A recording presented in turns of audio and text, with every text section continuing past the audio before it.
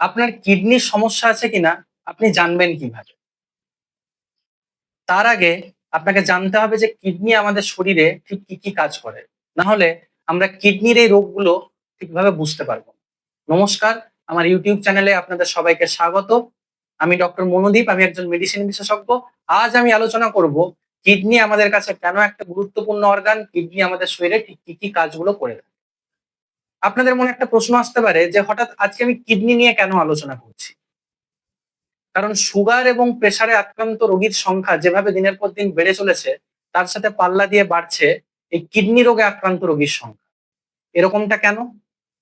যদি আপনার ডায়াবেটিস বা সুগার থেকে থাকে এবং যদি দীর্ঘদিন ধরে আপনি এটাকে কন্ট্রোলের মধ্যে না রাখতে পারেন, তাহলে কিন্তু ভবিষ্যতে আপনার কিডনি ক্ষতিগ্রস্ত হতে পারে। 10-15 বছর পরে আপনার কিডনির কিন্তু সমস্যা দেখা দিতে পারে।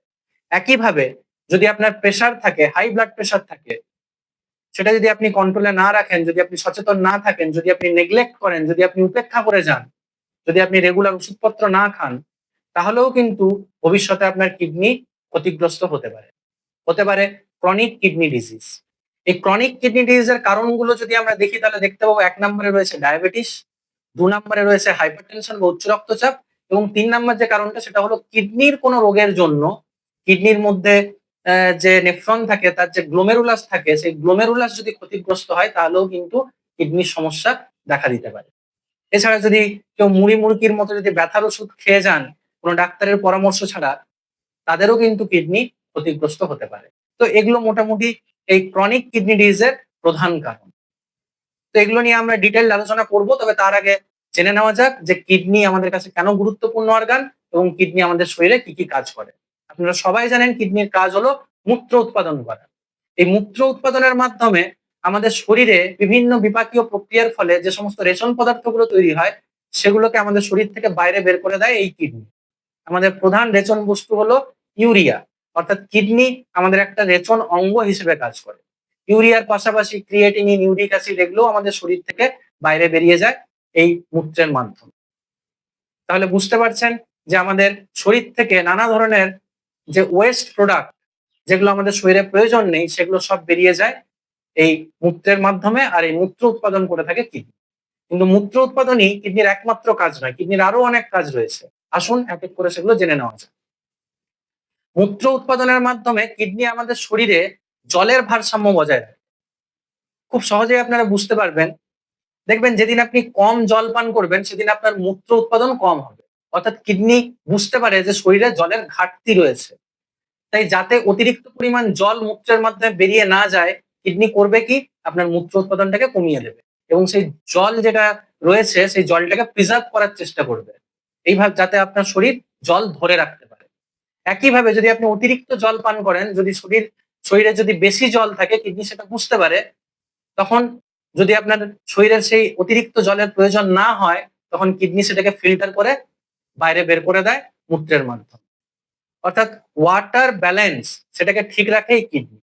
এর পাশাপাশি আমাদের যে রক্তচাপ বা ব্লাড প্রেশার, সেটাকে কন্ট্রোল করতে কিডনির একটা গুরুত্বপূর্ণ ভূমিকা রয়েছে। যেমন আপনার উচ্চ রক্তচাপ থাকলে কিডনি ক্ষতিগ্রস্ত হয়, তেমনি কিডনি যদি ক্ষতিগ্রস্ত হয়, তাহলেও কিন্তু আপনার উচ্চ রক্তচাপ বা হাইপারটেনশন হতে পারে। এছাড়া আমাদের কিডনি থেকে এরিথ্রোপয়েটিন নামে এক ধরনের হরমোন তৈরি হয়। সেই হরমোনটার কাজ কি? এই এরিথ্রোপয়েটিনের কাজ হলো আমাদের শরীরে এরিথ্রোসাইট তৈরি করা। এরিথ্রোসাইট বা আরবিসি, বা যেটাকে আমরা লোহিত রক্তকণিকা বলি। যদি আপনার কিডনি ক্ষতিগ্রস্ত হয়, যদি আপনি সিকেডিতে আক্রান্ত হন, তাহলে দেখবেন আপনার এই এরিথ্রোপয়েটিন কমে যাওয়ার কারণে আপনার কিন্তু লোহিত রক্তকণিকার পরিমাণ কমে যাবে এবং আপনার অ্যানিমিয়া দেখা দিতে পারে। আপনার হিমোগ্লোবিন কমে যেতে পারে।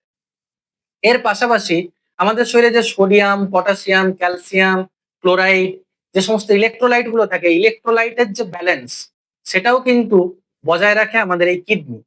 অর্থাৎ এই ইলেকট্রোলাইট গুলোর ভারসাম্য বজায় রাখতে কিডনির একটা গুরুত্বপূর্ণ অবদান রয়েছে।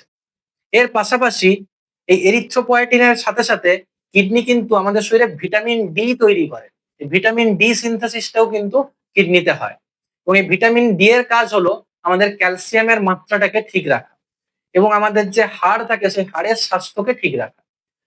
এখন আপনার যদি কিডনি ক্ষতিগ্রস্ত হয়, তাহলে কিন্তু ভিটামিন ডি সেটার ঘাটতি দেখা দেবে এবং আমাদের বোন মিনারেল ডিসঅর্ডার বা আমাদের হাড়ের কিন্তু ক্ষতি হতে পারে, আমাদের হাড়ের ক্ষয় হতে পারে। তাই কিডনি রোগে যারা আক্রান্ত হয় তাদের কিন্তু হাড়েরও ক্ষয় হয়। এছাড়া কিডনি আমাদের শরীরের যে পিএইচ সেটাকে স্বাভাবিক রাখতে সাহায্য করে। কিডনি যদি ক্ষতিগ্রস্ত হয় তাহলে কিন্তু আমাদের এই পিএইচ যেটা থাকে সেই পিএইচটা কিন্তু কমে যায়, ফলে তৈরি হয় মেটাবলিক অ্যাসিডোসিস। তো এই পিএইচ কে ঠিক রাখার জন্য কিডনির একটা গুরুত্বপূর্ণ অবদান রয়েছে, অর্থাৎ কিডনি একটা বাফার অর্গান হিসেবে কাজ করে। এখন বুঝতেই পারছেন কতগুলো কাজ কিডনিকে সামলাতে হয়। তাই যদি আপনার কিডনি ক্ষতিগ্রস্ত হয় এই সমস্ত কাজগুলি কিন্তু আপনার শরীরে বিঘ্নিত হবে। এবং বুঝতেই পারছেন তাহলে যে কিডনিকে সুস্থ রাখাটা আমাদের কাছে কেন প্রয়োজন। যদি ভিডিওটি আপনাদের ভালো লেগে থাকে তাহলে অবশ্যই অনেক লাইক, শেয়ার আর কমেন্ট করুন এবং এইভাবে আপনার হেলথের বিষয় নিয়ে আপডেটেড থাকার জন্য আপনারা অবশ্যই আমার চ্যানেলটিকে সাবস্ক্রাইব করুন।